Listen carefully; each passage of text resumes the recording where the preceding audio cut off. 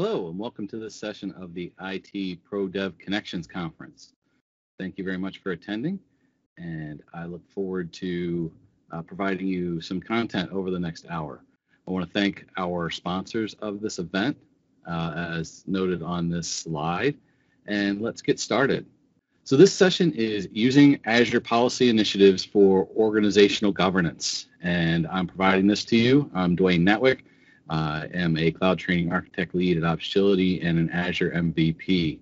I am also a Microsoft certified trainer, been in the industry for over 30 years, have multiple Azure and Microsoft 365 role-based certifications, and you can find me active on the social media links provided on this slide. So I welcome you to reach out, connect with me, ask me any questions that you might have after this session. I'll be happy to answer those for you.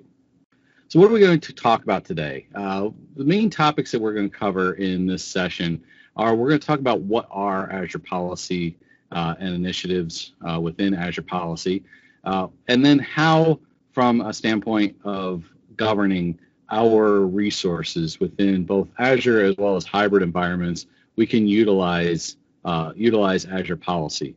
And then how we're going to talk about how policies and initiatives work with Azure Security Center to continue to monitor and manage different policies within Azure Security Center, as well as regulatory compliance and standards within the environment as well. And finally, we're going to talk about a new feature within Azure Policy, and that's utilizing GitHub Actions for policies and for creating policy workflows. And then we'll do a quick demo and show some of the features and functionality within both Azure Policy and Azure Security Center on how we can monitor and maintain the compliance for our policies and initiatives. So it's important to first understand policies. What do policies do? What do we need to accomplish with these policies? And to do that, we need to understand what they do. And what they do is they can be used to govern mainly three things within our environment, and that's cost, security, and jurisdiction for the overall infrastructure and services within both Azure as well as some hybrid services as well. There are hundreds of pre-built policies that are based on best practices that can be assigned to monitor and manage subscriptions and resources within the Azure environment as well. So you can continue to utilize those resources within the environment and continue to audit and maintain those resources for compliance to those policies, as well as avoid a service being created that is going to violate that policy. Initiatives are another step then on policies, and so initiatives are very easy to think of in terms of policy, where they are just a group of policies, and those can be a custom-based initiative, or there are again a number of pre-built initiatives within Azure Policy that provide definitions and tell you what policies make up those initiatives, as well as, if you can see on the slide, that how many policies make up that particular initiative. And those can be, different initiatives such as the ISO 27001 standard, where we have a policy for that, and a number of policies then go into managing our resources and making sure that those policies are being followed within our organization.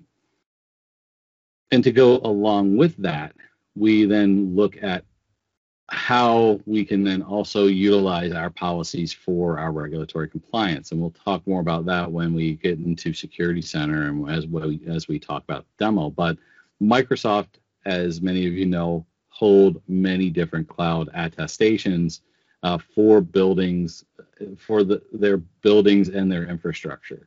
And when we talk about our shared responsibility with Microsoft, we're talking about how Microsoft can help us manage and maintain different controls within our environment, different standards and compliance updates. And it's important to understand what these attestations mean to your organization and when you're moving workloads into Azure. If you require regulatory compliance, Azure can assist you in putting you in the path to adhering to those requirements. And policy and initiatives can help you audit and understand where you stand and where you are in terms of your controls to help you get to that level of compliance for that standard or regulatory compliance attestation. However, you need to understand that Microsoft on their own, putting workloads into Microsoft does not get you compliant to those standards. And we'll show how that kind of works when we get into reviewing those and looking at those as well. But the processes, procedures, and controls are part of all those audit guidelines, and policy helps to audit and manage and maintain those controls, and it decreases the amount of investment that you may need to do, that you might have to put in place in your own environment to hit those gates that you need to meet those standards and regulatory compliances, because Microsoft has an environment that, at least at a foundation, has that capability. And so you need to, if you had these tools and needed these tools in your own data center on premises, you'd be putting a very large investment into getting those regulatory compliances. So one of the things to take out of this session is to understand that, hey, I have to comply to a new regulatory compliance with this particular application. There's a requirement for it, for who's going to be accessing it, what information's on there. How do I build this application to meet this regulatory standard? And that then is what you look at when you're thinking about, whether we're going to go into Azure or not.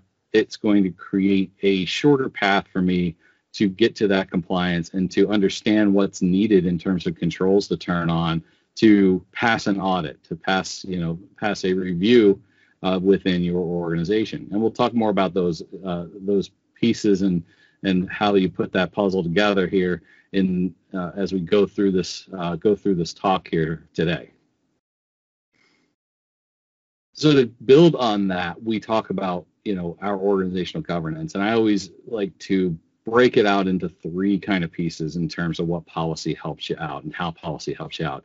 And that's policies and initiatives can help you in financial governance, security governance, as well as business governance. And we'll talk a little bit more about that, because these challenges arise within the cloud environment when resources can be created and how they affect these three areas of cost, security, or regulatory jurisdictions. And governing that environment in these three areas is important to understand, and understand, again, the role that Microsoft and Azure can play in assisting you in that monitoring and management. As I was saying in the previous slide when we were talking about all the attestations that Microsoft has, how do we take that information and put it to good use within our own environment? These Azure policies are created, assigned, and utilized to govern the resources within the Azure subscription. So policies can be assigned using these built-in policies. As I mentioned, there's hundreds of those already within the environment. Or we can create custom policies to meet specific needs that are necessary for our organization.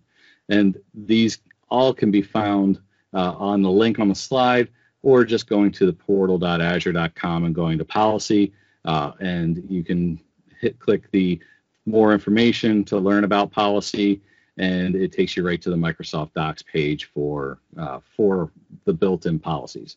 Policies should be assigned, as best practice at the beginning of your environment and building your environment in Azure. But they can be also retroactively created. Like I said, you might have a application that just came online within your infrastructure that you now need to meet certain regulatory compliances. It may carry personal identifiable information, and we need to have GDPR in place for privacy for just that particular application. We can put that policy in place and trigger an audit on our resources to review and then remediate from that standpoint as well.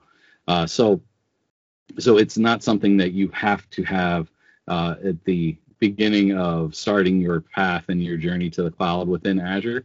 It's just a good best practice, and it's good to have a plan and good to understand, okay, what do I need to govern? How do I need to govern, and what do I need to govern from various levels? And we'll talk more about those as we go through each of these pieces of financial security and business in the next few slides to understand where and when we might want to plan and how we want to put these policies in place.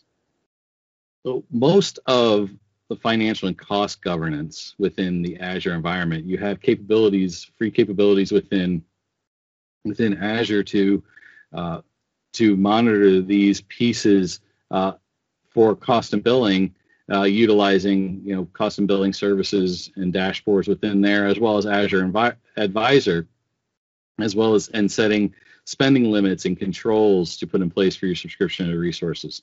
But you can also utilize Azure Policy and put policies in place for controlling cost and compliance for specific SKUs or that are allowed for storage accounts, virtual machines, gateways, to avoid high-end virtual machines or costly gateways and things that you don't need within your environment being created. And that is one of the powerful things around policy is it can be put in place to help you manage the finances and manage the financial costs within your environment and avoid upfront an issue being created because something out of compliance, out of standards within our organization is being turned on that's going to cost us an unforeseen and unnecessary amount of money. So we need to think about that as we go through and we plan for our policies and initiatives within our environment. It's not just for that governance of compliance for different regulatory standards. It helps us from a financial standpoint to set certain things up and set up, determine, okay, we only need a D series virtual machines within our environment. We've determined that that's what we're going to use. That's going to be our standard within our organization. And we are going to then set a policy in place that only those particular SKUs are allowed within our environment. And you might get even granular, saying that I only want up to a 16 gigabit RAM for CPU virtual machine. Look at those types of capabilities and take it from that standpoint on, in terms of how we're planning now our financial governance and governing our resources and the activity on those resources going forward. From a security governance standpoint, protecting our resources is extremely important. Security is a very important part in terms of our organization. It can be important from a regulatory and compliance standpoint as well. Key pieces around this is, you can very easily just go into policy, do a search on the definitions for security, and you can find, again, a multitude of policies and initiatives that are in place specific for security governance. And we have here 4 listed on the slide here, and what they can do for you from a virtual machine guest standpoint, SQL databases, networking, monitoring, as well as overall from our Azure Security Center.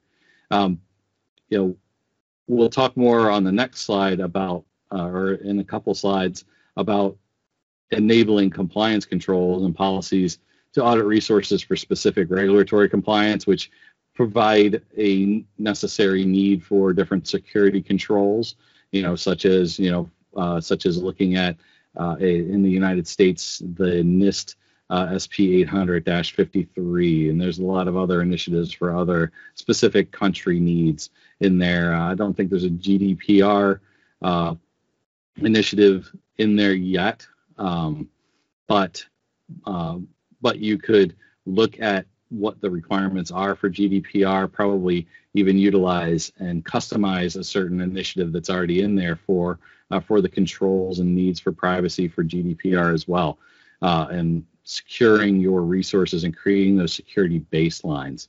There are, ISO 27001 is definitely an initiative in there that'll help you from a security control standpoint, protect your data, protect your network and identity within a policy initiative to meet the controls and have the controls in place, audit the controls so that you can turn on what controls are needed to comply with those security baseline, best practice guidelines. And so you can continue to then evolve and understand, looking at the policy dashboard, what your overview, how you are doing in terms of compliance, what you need to remediate. And we'll look at that when we go into the portal a little bit. And then all of this feeds then into Azure Security Center. And Azure Security Center can then be your means for monitoring the controls for data, network, identity, threat protection, as well as compliance. And we'll look at that and talk more about Security Center here in a moment. And let's talk a little bit now about organizational compliance and some of the things to talk about here and to think about. And this goes along with security compliance as well, and building a security program. And organizations need to build those security programs. And I've talked about planning for policies and initiatives up front. And this is an important reason why.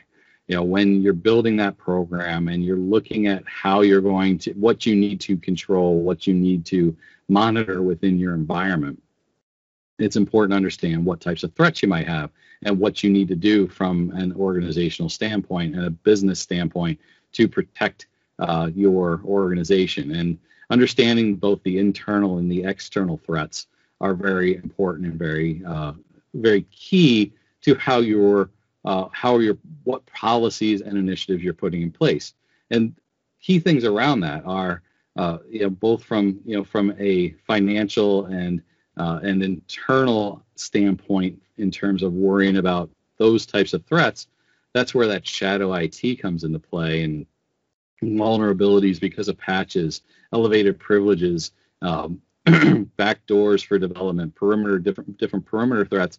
We can put and utilize our policies and initiatives for many of these things. By, like I was saying when we were talking about financial governance, that can also help with shadow IT and not allowing specific resources from being created within our environment that are going to maybe create a security threat, going to create a problem within our environment. Externally, for external threats, monitoring and managing and auditing our virtual machines for open ports that might be a problem, such as having port 3389 or port 22 open for remote access to the internet. Those can create issues within our environment, and you can put policies in place that audit on that as well. And that all goes into how we would then build our overall and utilize policy and initiatives as part of our plan for building a defense in-depth security posture. And we look at that with these various layers, and ultimately what we're trying to do at the end of the day is protect our data. And we want to protect exposure of our data outside of our organization. And these pieces and these policies and initiatives can govern all of that, can govern what's going on in terms of our application controls, controls on compute. We've talked about virtual machines, SQL databases, making sure proper protection is in place for all of those things. Our network perimeter security, putting in place that firewalls need to be a part of our resource group, and auditing on different things like that. And there's a whole wealth of things that you can do in terms of policy to create custom initiatives based on your needs.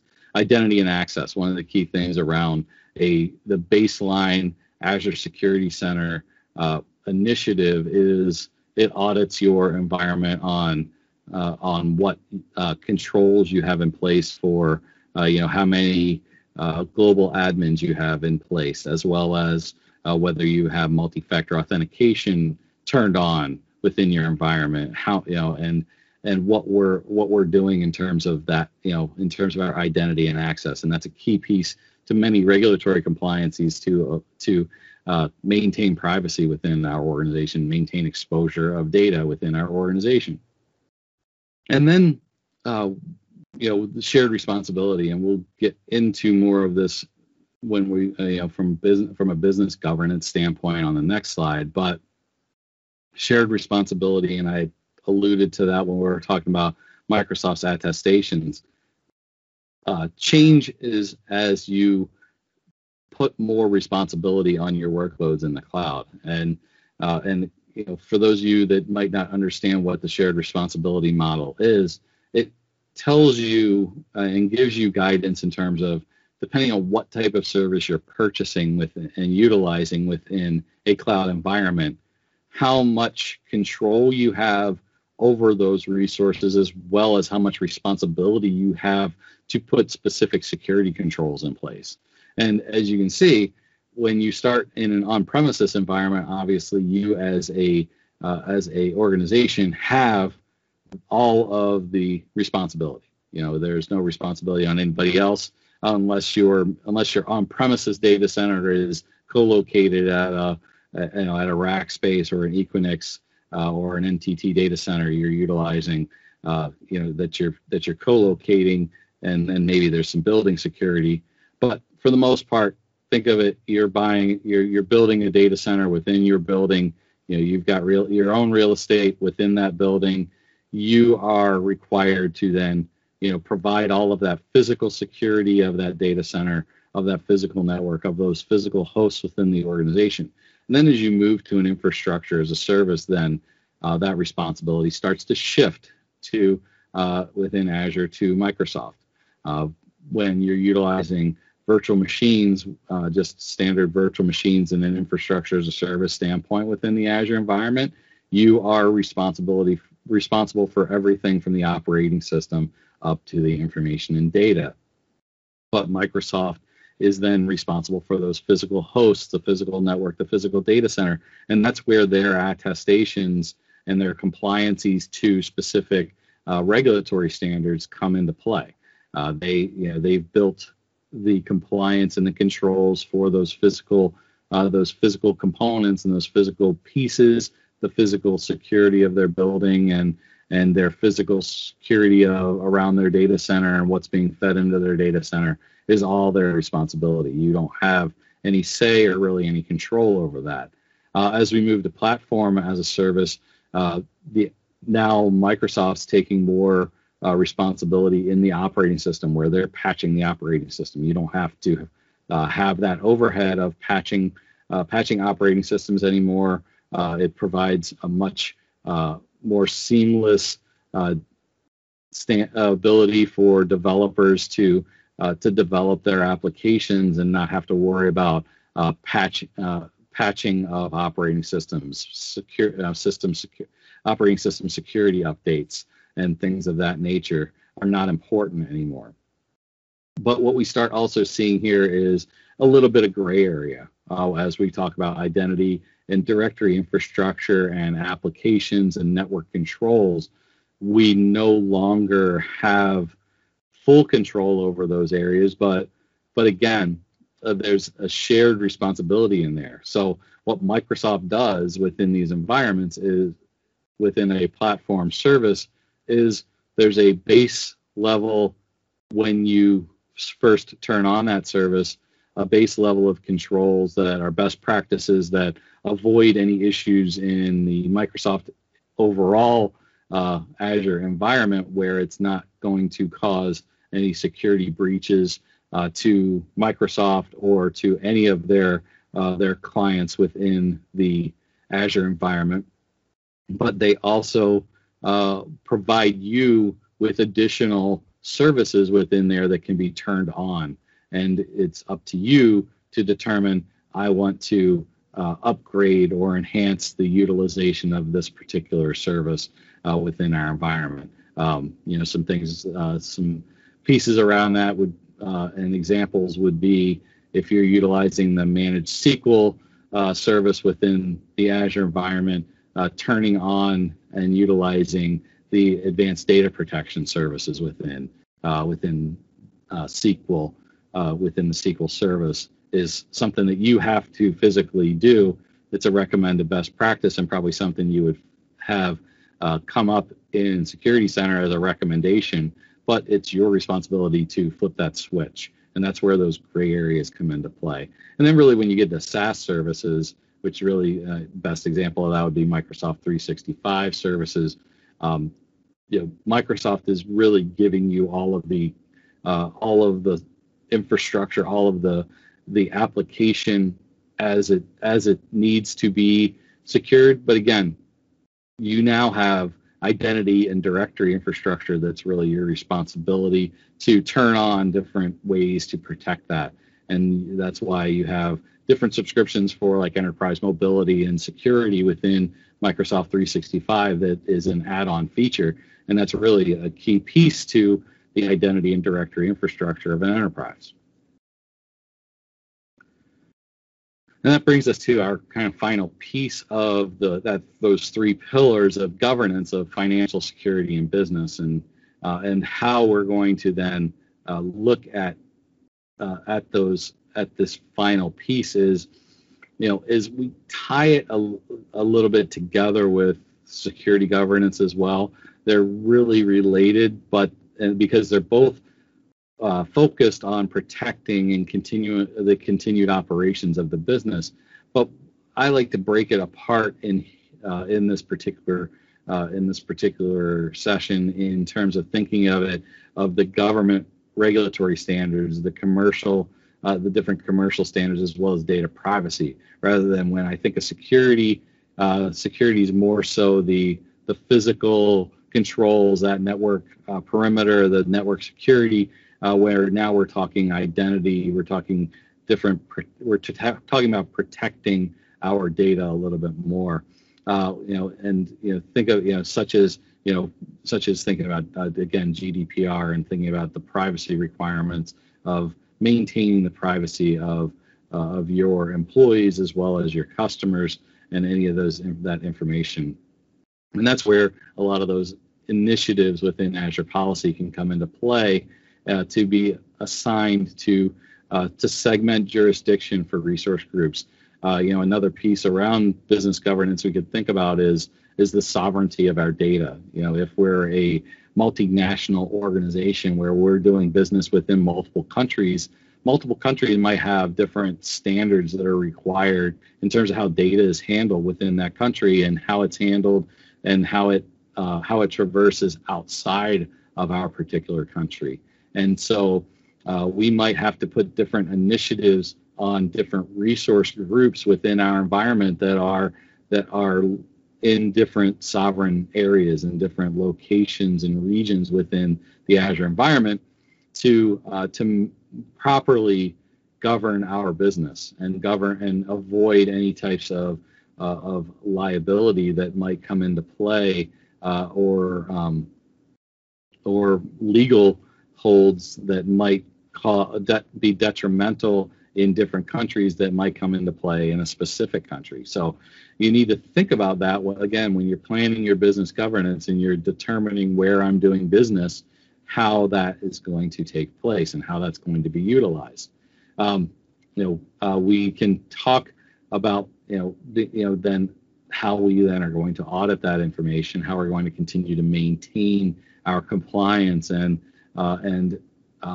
utilize these built-in policies and for regulatory compliance, the built-in initiatives, and assigning these to our organization, and then continuing to review and audit this information is extremely important, and maintaining those and looking at those and continuing to make the adjustments necessary based on recommendations in Azure Security Center as well as within our policy dashboard.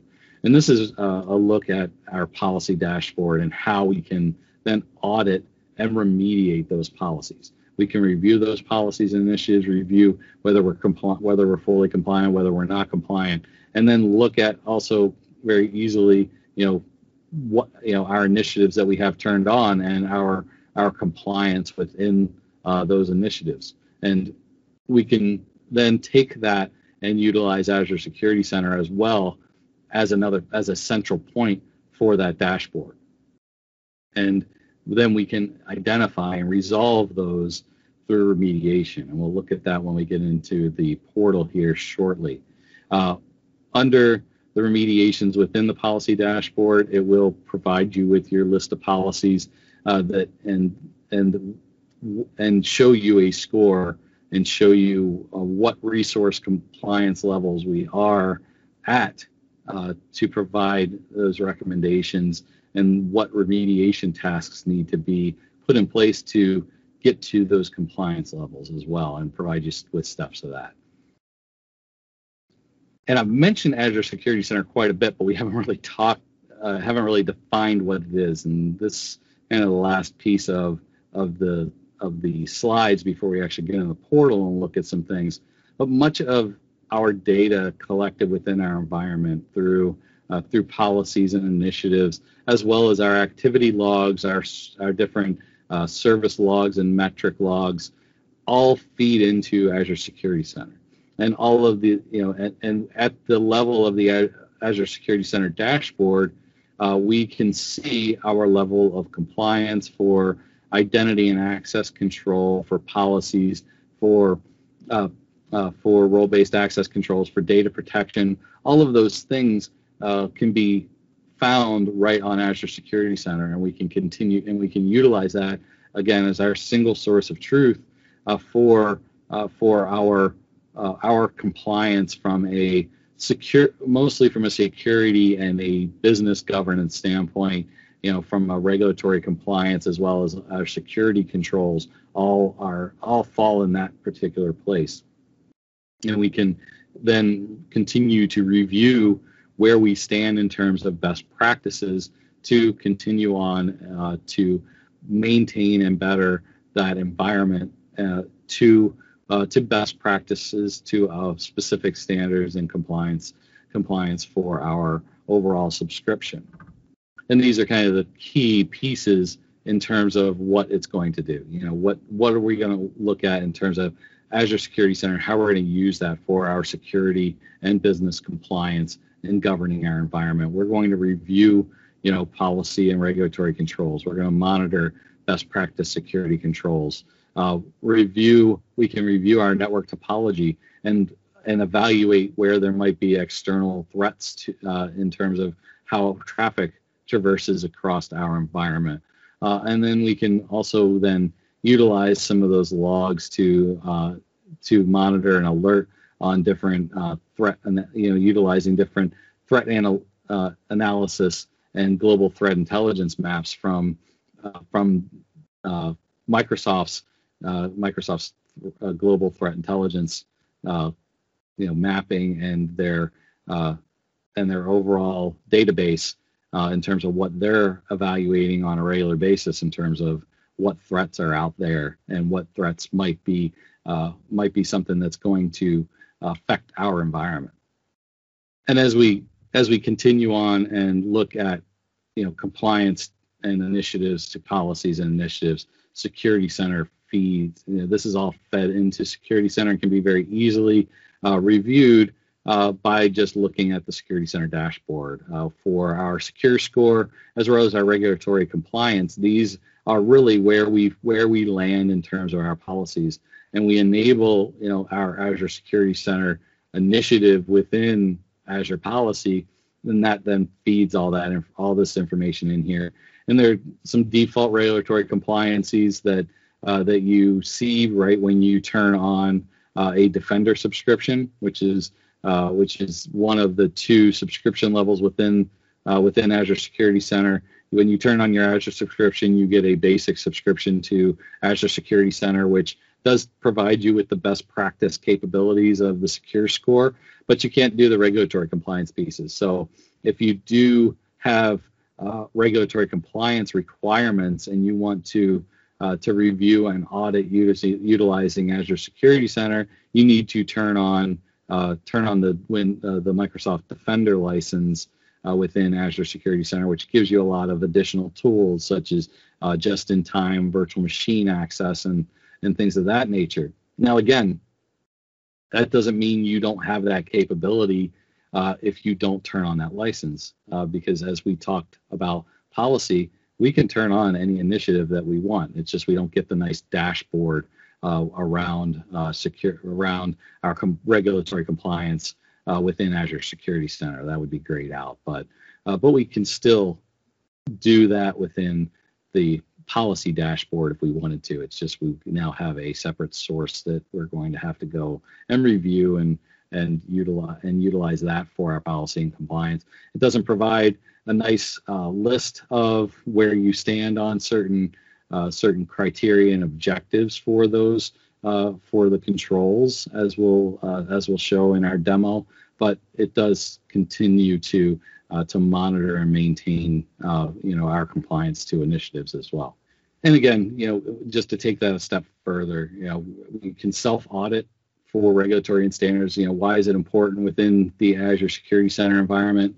We can utilize these to self-audit ourselves. We can look at where we are in terms of controls and self-audit and prepare for compliance audits as well. So it can be a cost-saving feature. So turning on Microsoft Defender does cost us some money, but how much do we save by not needing to bring a consultant in for a couple weeks prior to a regulatory audit to review our controls, when we can look at a nice dashboard and evaluate our controls right off the bat and understand what we need to do, set up tasks within our internal organization to fix those controls, rather than getting a report from a consulting organization that is going to cost us thousands of dollars, when this might cost us a fraction of that to just turn on those services, depending on how large our environment is.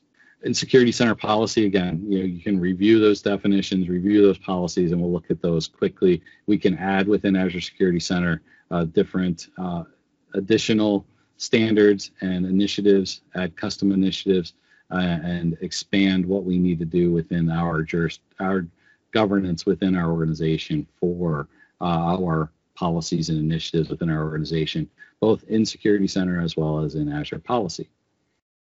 And the last piece before we get into the demo is to talk about the new feature of utilizing GitHub Actions with Azure Policy. And one of those pieces, and we'll show it just briefly where to find it within Azure Policy. But when you pull up a policy definition, you can very easily connect that to your GitHub repo and export that policy into a GitHub repo, customize that policy within GitHub, and then trigger a GitHub Actions workflow for that policy to feed back into Azure.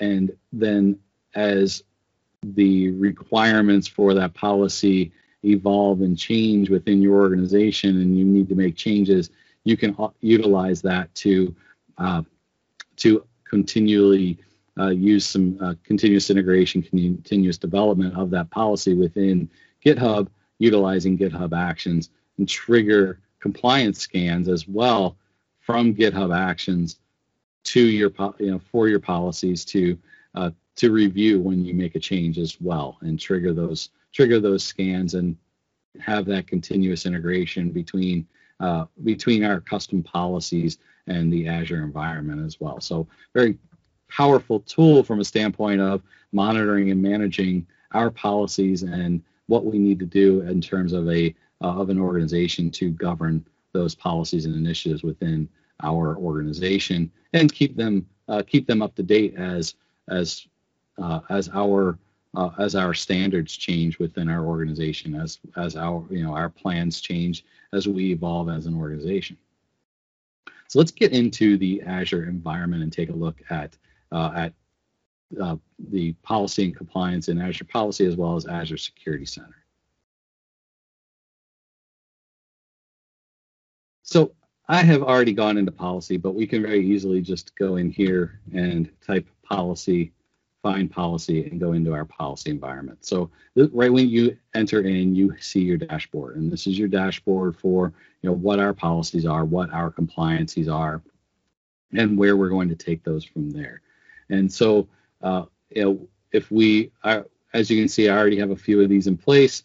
I'm seeing that I am non-compliant in a certain area here. If I look at my benchmarks for Microsoft Azure, it's going to show me when the recommendations that are in place for why I'm not compliant and what I can do to continue to increase my percentage here.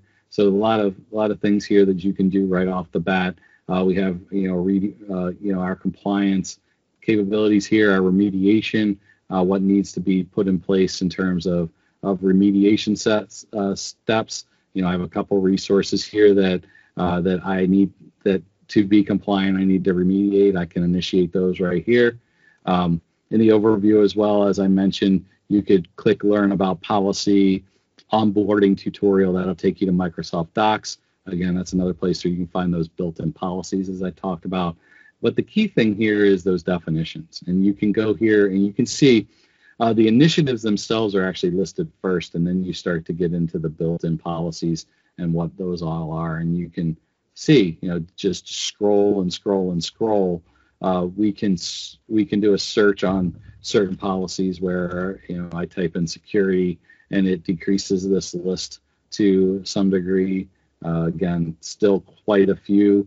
But you can look at these and you can see, okay, I've got an initiative here. I want to, have a security benchmark enabled. And again, this has got 136 policies that are part of that initiative. And you can click on here and actually review what policies are in there. Having backup enabled for virtual machines and things like that. And you can see it will audit these and will audit if it doesn't exist and tell you that it does, that you need to put, give you a recommendation to put backup in place on certain virtual machines if you don't have them. So a lot of things that you can do within here. And then if I go back here and say, look at, gateway subnets should not be configured. And this is one here where you see the export definition, and you can click this export definition and sign into your GitHub environment and export this into your GitHub repo. And maybe you want to make some specific changes to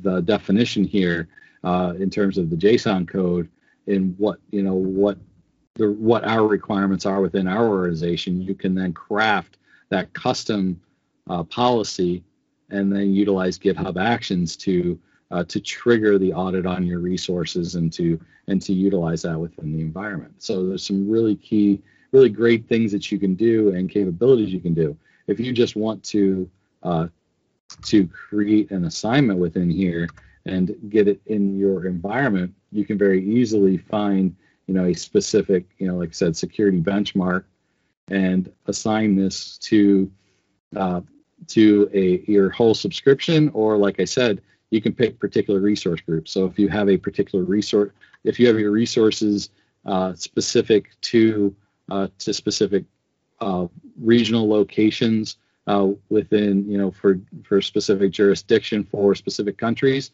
you can set this up and then have specific initiatives in place that are necessary for those environments. If so think of like you have a resource group in Australia, and all of your resources that are being accessed within Australia are within a specific, you put those all in a specific resource group, and then you put this Australian government ISM protection initiative in place on those resources to maintain those controls. And that's really where that comes down and where that helps out from that standpoint. So let's take a look at how this all feeds then into Security Center. And again, this is one of my recent services areas here. And that all feeds as well into your secure score and your regulatory compliance, as I was saying. So again, you can see my regulatory compliance dashboard here.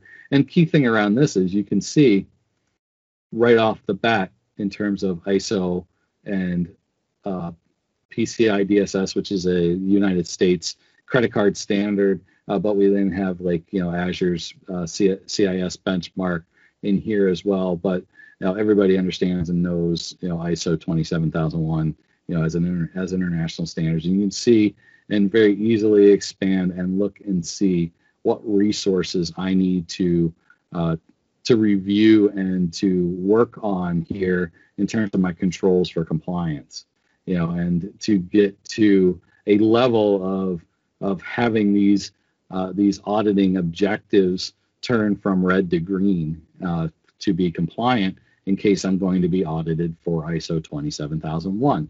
And if I can get these all turned to green before my audit, I can utilize. I've utilized this as a guideline to hopefully pass my audit with flying colors. If I get these all to green before the auditor comes, I'm in a really good place and feel really comfortable going to that audit rather than having concern and worrying where I stand in terms of compliances. And it makes it really easy because, as you can see, all of the areas of the ISO 27001 document are covered in here.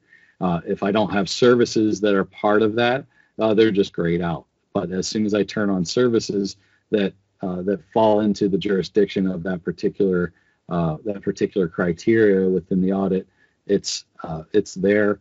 It audits my resources and tells me what I need to do, gives me my recommendations to remediate those steps. And if I go here and disk encryption should be applied, you can see I can trigger a logic app right away. It tells you the remediation steps, what you need to do. So it steps you right through that. So you can assign this to people within your organization, and you can then go through and you can look at those capabilities and those steps going forward. And then for Secure Score, you can also look then again for recommendations here to increase that Secure Score. And again, the Secure Score is really our piece of governance to on where we are in terms of security best practices within Microsoft and within Azure. So you can really look and determine how we stand in terms of best practices, what our score is for best practices, and that's where this comes into play. I always, in my demo environment, get dinged on multi-factor authentication because I don't have it on all my users, or even necessarily maybe on some owner permissions that maybe a demo user that I created within my environment. So a lot of times will get dinged on that. Hopefully in your production organization, you're not getting dinged on things like that. You have proper identity controls in place that aren't going to decrease your secure score, but it gives you everything that you need to know to kind of get yourself up to a best practice baseline as well. So a very powerful source in terms of Security Center, Azure policies, Azure initiatives. All of those can be utilized in terms of a governance infrastructure environment for working through our organization and our capabilities. So this brings us to the end of our talk today in this session. I appreciate your time, and we went through a lot of information here in the session. I welcome you to take a look deeper, if you haven't, in Azure Policies and Initiatives, how you can continue to utilize that, as well as Azure Security Center for all of our policies and compliance, our organizational governance for financial, security, and business governance as well. Look at the feature for GitHub Actions. If you're creating custom policies and need to trigger our resource audits on a regular basis as you make changes to these policies, take a look at that, and then play around and look at the dashboards for both Azure Security Center as well as Azure Policy, and how they work together, and how you can utilize those for monitoring and maintaining your policy compliance and preparing yourself maybe for your next standards audit. So I want to thank you for your time today and for attending this session. Again, you can reach out to me on the various social media links provided on the slide, and I welcome your questions and feedback as you continue through the IT Pro Dev Connections Conference. Again, reach out to me on social media. It'd be the best way to communicate with me, and I want to thank you very much, and I want to thank the people involved in organizing the IT Pro Dev Connections Conference and allowing me to be a part and provide this content to you today. Thank you very much. Have a great day.